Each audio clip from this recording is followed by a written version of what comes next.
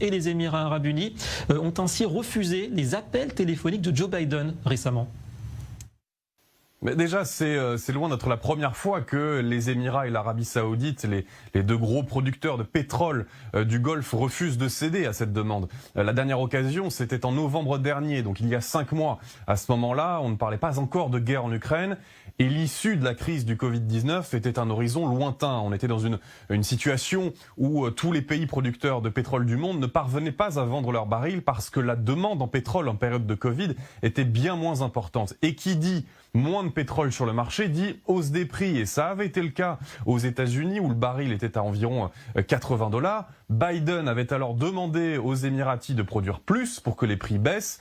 Le problème, c'est que les Émirats, ils étaient déjà en surplus à cause de la faible demande. Donc ils ont refusé et ils continuent de refuser aujourd'hui, même si le baril atteint 130, $140. On le voit aujourd'hui, un record bientôt absolu dans l'histoire d'ailleurs. Mais au-delà de ça, il y a d'autres raisons qui poussent les relations entre les pays du Golfe et les États-Unis à marquer le pas. Il y a aussi un sentiment de vexation, en tout cas chez les Émiratis.